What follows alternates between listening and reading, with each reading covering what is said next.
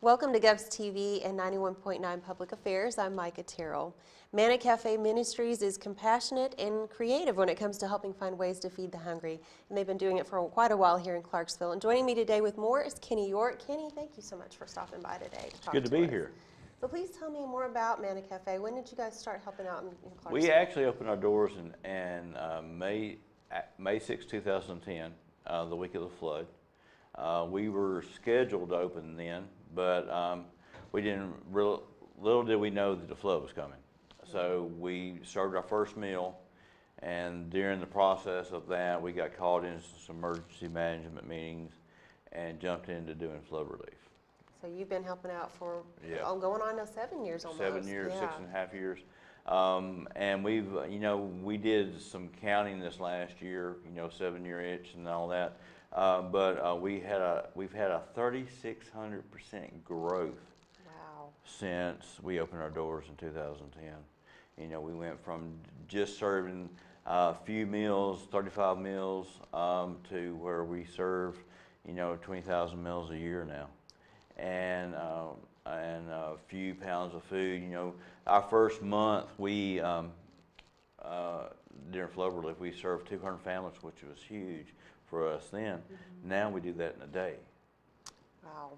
We serve anywhere from 1,800 to 2,000 families a month now through our food box program. So the growth, it's not like we created to be this big thing, but the need is so big that, and the community and God keep giving us resources to meet the needs. And that's wonderful that you're able to do that. Right. And how do you mention the food box program? What are some of the ways that you help out? Food box program, a family can come in once a month and get a food box. Now that tends to have 30 pounds of staple items, non-perishable items, canned food, that type of stuff. But then we have a food rescue program where we go out to the grocery stores and we rescue food. We go out into the school system and rescue food. We go up into Kentucky and get eggs from the Amish community, that type of stuff. So instead of that just being a 30-pound box, usually they get 60, 70, sometimes 100 pounds of food when they come once a month. So they get all this fresh stuff that they can't afford to buy. So they can come once a month and do that. We also have our hot meal program we call the cafe, which is the cafe side where the cafe comes from. We serve a meal on Tuesday night, Wednesday night, Thursday night, 2 breakfasts on Saturdays, and a Sunday evening meal. And we serve that out in the community. We different spots in the community where we serve and set up our trucks, feed outside most of the time. If somebody needs help and wants to get some of these meals, what do they need to do? Do they just go to your location? Or yeah, just come to our location, especially our meals. And there's no application for the meals. There's no, basically you just sign in so we can say that this meal went out. It's the only way we can keep count of actually how many meals go out. But as far as our food box program, they can come to our warehouse on Franklin Street, 1319 Franklin, and they can fill out an application and get their food box, and then we figure out where they fall is what food boxes they get and that type of stuff, and make sure that we can take care of them best we can. We're also involved. One of the things that we've done, we've been involved with the homeless. Part of the poorest of the poor is our homeless community, and I've been an advocate for the homeless. I've actually, not this year, but 2 years prior, I've spent a couple weeks at a time on the streets living as a homeless person, bringing awareness to that need. And so being involved in the warming shelters and our campaign to try to get another homeless shelter in Clarksville, that's one thing we're very, very active about. We're very vocal about, I guess, is the way to put it. Yeah, no, that's really important, especially now that the weather's really cold. You think about it more this time of year. I mean, it's a need year-round. But you think about it more when it's cold outside. But sometimes the heat can be just as deadly as the cold. Right, it can. I mean, here we have the extremes on both right, ends. Right. Yeah, definitely. Right. What else did you take away from that time that you spent living out on the street, Kenny? Well, actually it was a revisit to the street for me. Because in part of my previous life, I had spent some time living out of my car, so it was kind of a return to homelessness, if you will. Actually, there's a lot of things I got from it that I normally wouldn't have thought about. Needs that would, like transportation is a huge need in our community. Our transit system does what it can, and I understand that. But if a person don't have a vehicle and they're relying on transit system, they're very limited on what jobs they can get. They have to live within walking distance because, of the time frame of when you can get jobs when the bus route goes. I mean, how many times can you get a restaurant job where you can be off work by 8 o'clock? And that's when the buses quit. It's true. Or don't have to go in before 8 o'clock in the morning, but because typically that's when you can get there on the bus. That stuff like that is stuff you don't think about until you have to rely on the bus for your transportation. There's a lot of needs like that. You don't think about trash until you're living in a tent. What do you do with your trash? Right. You don't think about a bathroom, until, you don't have no place to go. There's stuff like that that you just don't think about, and I've said a lot of times that our homeless and sometimes even our poor are treated like modern day lepers. We don't want to be around them. We don't want to think about them. We don't want to see them. That's one of the reasons why people get so agitated, I think, about people who stand on the street corner with signs. Mm-hmm. It's not that we don't want to give, it just makes us uncomfortable. And it makes us have to make a choice, are we going to give or not? We can forget about it if they're not in our face. I'm not saying give or not give. That's not what I'm saying. I'm saying that it makes us have to make a decision, are we going to give or not give? And, in truth of the matter, that's a very misconception. There's 500 homeless people in Clarksville, thereabouts. It shifts. It's hard to get a good head count. But the agencies have come together and figured out, on average, about 500. Well, less than 10% of those people you'll see on the street corner with a sign. And some of those, are panhandling, just get a hotel room. And, they get in trouble with the money they get left over. I mean, you and I would too if we were living on the streets, Had a little extra, we would spend it on something to make the night go better. But a very small percentage of the ones that are actually panhandling, most of them are just trying to figure out how to survive. And it's a full-time job just trying to stay warm and keep a tent dry. Yeah. Because, you think about just what things cost, Mm-hmm. and how a lot of people live paycheck to paycheck Mm-hmm. and could be so close. Right. There's 20,000, when we opened our doors in 2010, there was 20,000 people living below the poverty line in Montgomery County. That number's increased because that's 25% of our population now is living below the poverty line, and we're at, 140,000, I believe. Right. So, break it down a little bit more. 1 in 5 adults in our community suffer from food instability, and then that's not just the homeless. That's people who have roofs over their head who don't have food on their table, and 1 in 4 children. So 25% of our children suffer from food instability. That means they don't know where the next meal is coming from. So that means that people who our kids are going to school with, or our grandkids are going to school with, or we're going to church with, or playing Little League with, or we see at the PTO meetings or whatever, those people are going to bed and don't necessarily have food on the table. That's hard for me to grasp. I grew up in Clarksville and I'm from here, and when I was in Nashville, started Manna Cafe in Nashville, and I was talked into moving to Clarksville, and I didn't realize the need was as big as it was. So I really started looking, and that's when we decided to move back.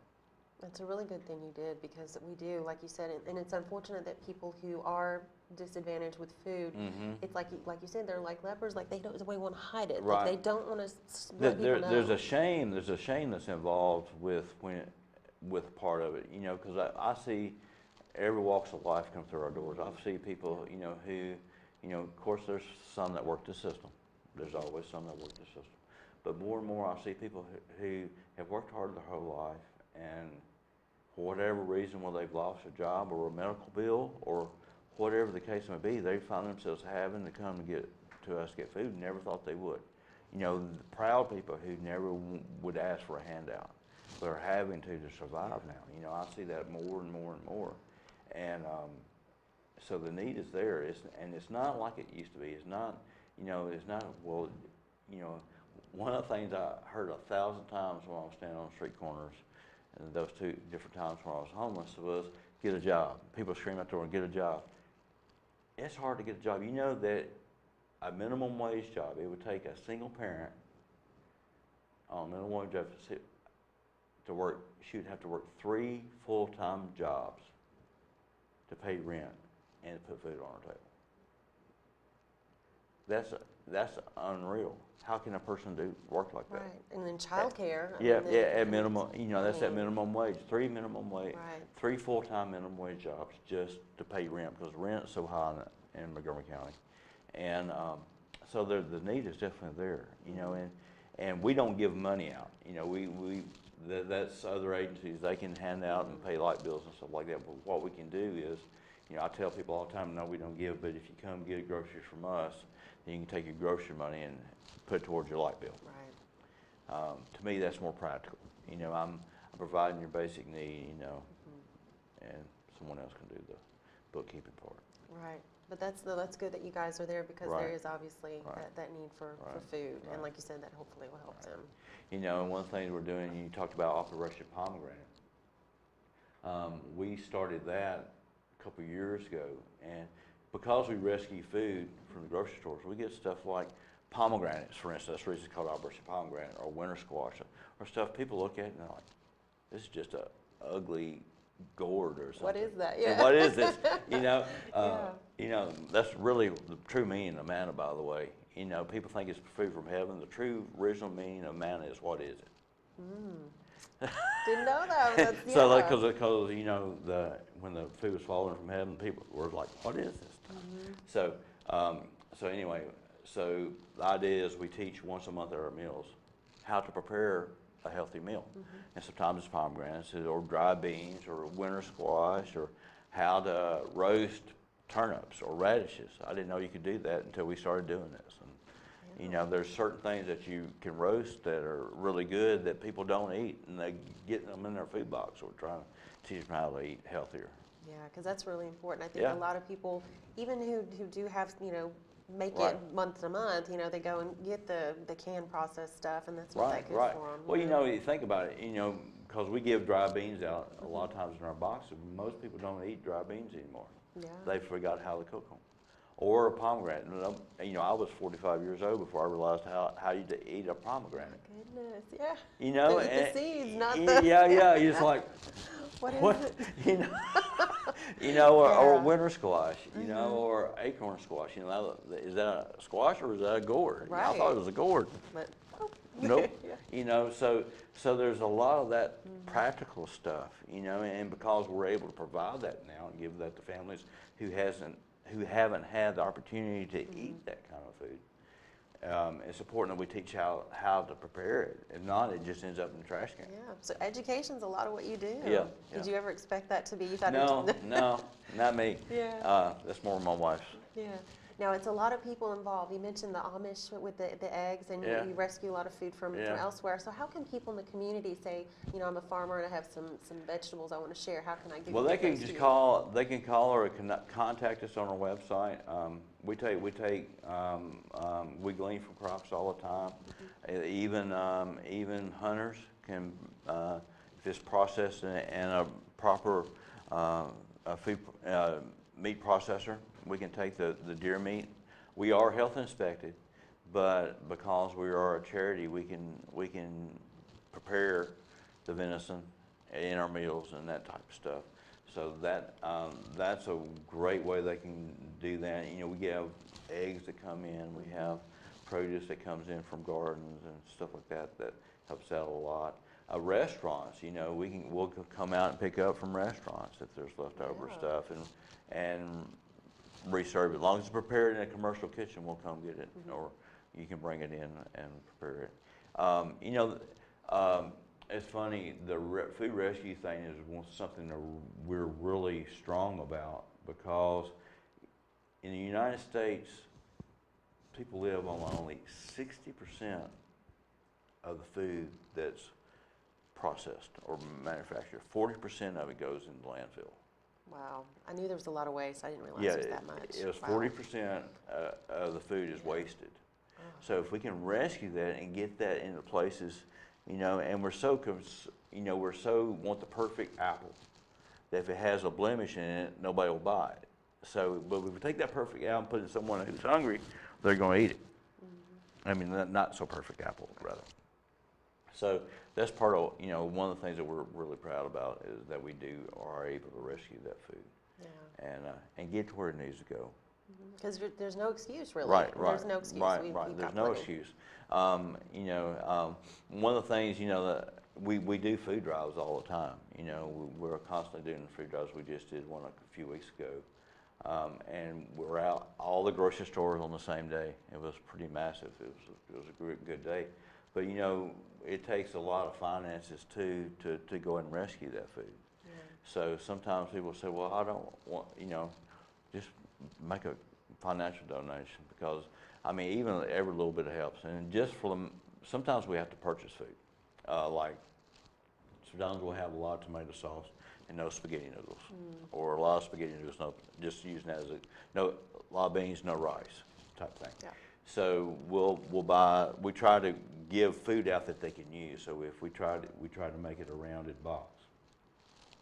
So sometimes we have to purchase that. And if you were to take it and go in the grocery store and spend $1, unless it was on sale, you may buy a can of something, especially if it's a name brand.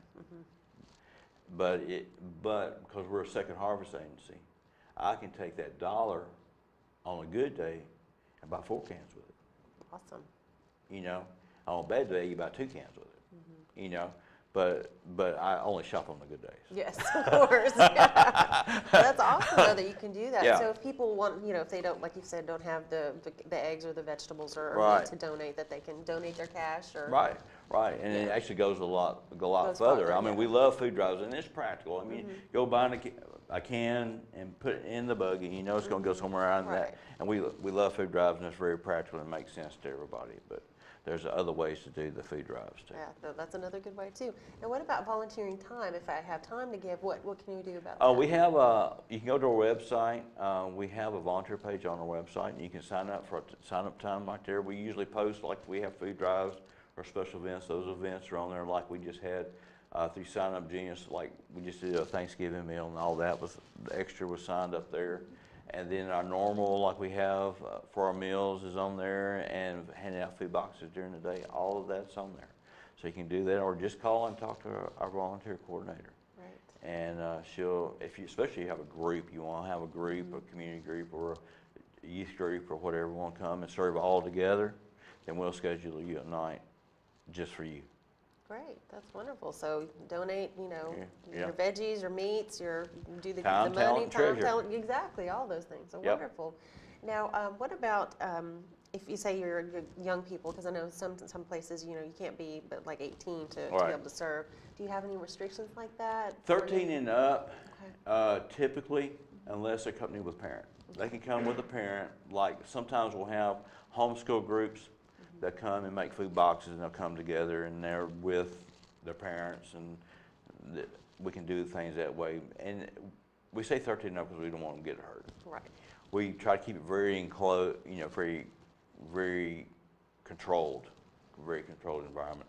We are out in the community, so we say 13 and up in the food trailer and that type of stuff. But we try to be very family oriented because I like getting people addicted to serving the community at an early age.